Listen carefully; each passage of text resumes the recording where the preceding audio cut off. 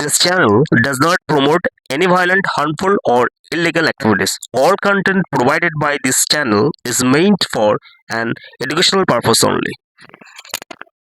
নমস্কার বন্ধুরা, all in one YouTube চ্যানেলে তোমাদের সকলকে স্বাগত। তো বন্ধুরা, ইডির officer, ED means enforcement director, ইডির অফিসারকে সিবিআই তাড়া করছে বন্ধুরা। হ্যাঁ, কোথায়? এটা আমাদের ভারতবর্ষের সিমলাতে হয়েছে।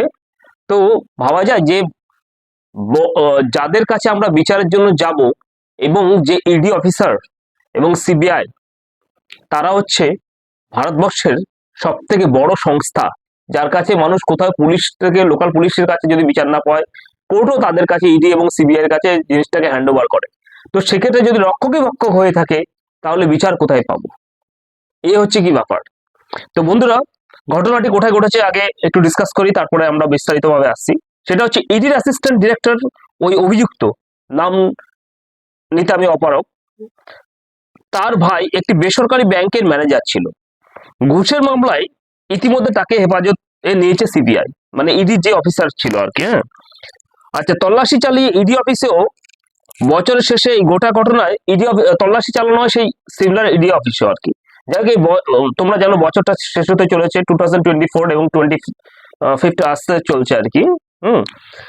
বছরের শেষে গোটা ঘটনায় ঘিরে তুমুল হট্টগোল চারদিকে যেমন চলছে। কোথায় ঘটেছে? সিমলার পর্যটন কেন্দ্রে ইডি অফিসারকে খুঁজছে সিবিআই অফিসার, এবং ইডি অফিসারের তল্লাশি চলছে, ইডি অফিসেও তল্লাশি চলছে আর কি। আচ্ছা, জানা গেছে যে ওই আধিকারিক 54 লক্ষ টাকা ঘুষ নিয়েছে। যে ইডি অফিসারের যে আধিকারিক রয়েছে, তিনি 54 লক্ষ টাকা ঘুষ নিয়েছে আর কি।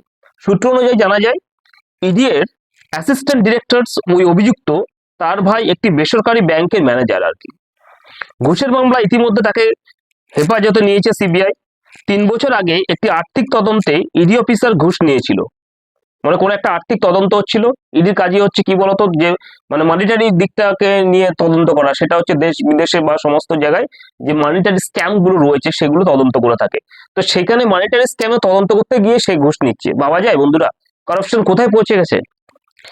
আচ্ছা, সঙ্গে একটি গাড়িও নিয়েছিল ঘুষ হিসাবে। ভাবা যায়, মানে তোমার এই যে টাকাটা নিয়েছে, মোটা অঙ্কের টাকাটা, প্লাস হচ্ছে একটা গাড়িও চেয়েছে।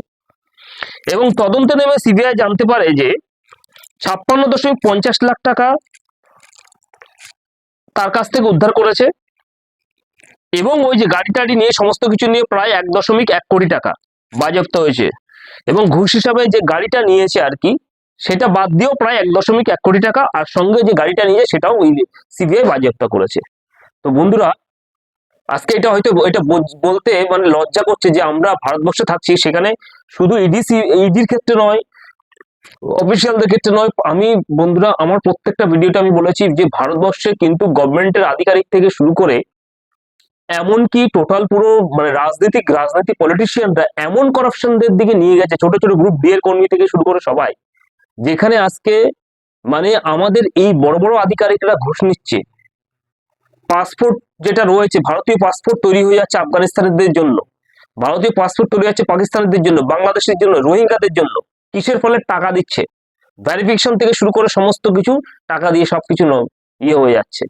তো এই আধিকারিক থেকে শুরু করে যারা যারা রয়েছে বন্ধুরা, আগে আমি ভিডিও করেছি, তারা এটুকুনি ভাবছেন আজকে যারা আপনারা যে কারাপশনটা করছেন, আপনাদের পরিবার ফ্যামিলি যারা রয়েছে, তা আপনারা করাপশন করে টাকা নিয়ে জঙ্গিদেরকে পাসপোর্ট করে দিচ্ছেন, ভোটার কার্ড করে দিচ্ছেন, আধার কার্ড করে দিচ্ছেন, সবকিছু করে দিচ্ছেন। কিন্তু এমন একটা জঙ্গি সে দেখায় কোনো জায়গায়, কোনো আমাদের ভারতীয় কোনো মল, শপিং মল বা কোনো জায়গায় এসে অবস্থা এক্সপ্লোশন যখন করবে, যেমন আমাদের তাজ হোটেল অ্যাটাক হয়েছিল, সেখানে যদি আপনার আত্মীয় পরিবার ঘুরতে যায় এবং তারা যদি ভিকটিম হয়ে যায়, তখন আপনি নিজেকে নিজে ক্ষমা করতে পারবেন তো? এই শুধু কটা পয়সার জন্য, আপনি পয়সাটা কার জন্য ইনকাম করছেন? আপনার পরিবারের জন্য তো। সেই পরিবারের উপরে যদি জঙ্গিরা অ্যাটাক করে থাকে, সেক্ষেত্রে আপনি নিজেকে ক্ষমা করতে পারবেন তো?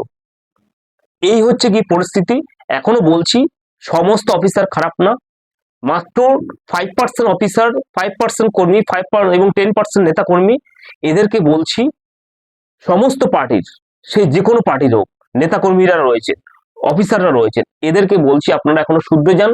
না হলে কিন্তু আপনার নিজের যে কর্ম, সেই কর্ম আপনাকে কিন্তু নিজের কর্মের ফল আপনাকে পেতে হবে। দেশের মানুষ তো সাফার করবে, কিন্তু দেশের ক্ষেত্রে তো আপনারাও তো দেশের বাসিন্দা, আপনার পরিবারও তো দেশের বাসিন্দা। তো যখন অঘটন এই জঙ্গিরা ঘটাবে, তখন আমাদের দেশের মানুষ মানে তথাপি আপনাদেরও পরিবারের সবাইকে কিন্তু সাফার করতে হবে। এই যে আজকে যে পরিস্থিতিতে একজন ED enforcement director UPSC crack করে, বা সেন্ট্রালে যে সমস্ত আরো পরীক্ষাগুলো রয়েছে, টাফ পরীক্ষাগুলো, হ্যাঁ, সিজিএল ফিজিএল, এই সমস্ত গুলো পরীক্ষাগুলো ক্র্যাক করে, মানে ভালো করে একজন মেরিটোরিয়াস স্টুডেন্ট থেকে, এই সমস্ত স্টুডেন্ট থেকে ইডি ফিডি এই সমস্ত কিছু অফিসার গুলো তৈরি হয়। কতটা পরিশ্রম বা আপনাদের কতটা সম্মান, সবাই কতটা সম্মান করে। আজকে যে আপনি যে মানে দোষারোপ হলেন, আপনি আপনি তো সমাজের মুখে মুখ দেখাতে, আপনি তো সিবিআই আপনাকে অ্যারেস্ট করলো, তা আপনার কোথায় টাকা পয়সা এই সমস্ত কিছু মূল্য রইলো? আপনি আপনার সন্তানের কাছে কি জবাব দেবেন? তো বন্ধুরা, আজকে এই পর্যন্তই।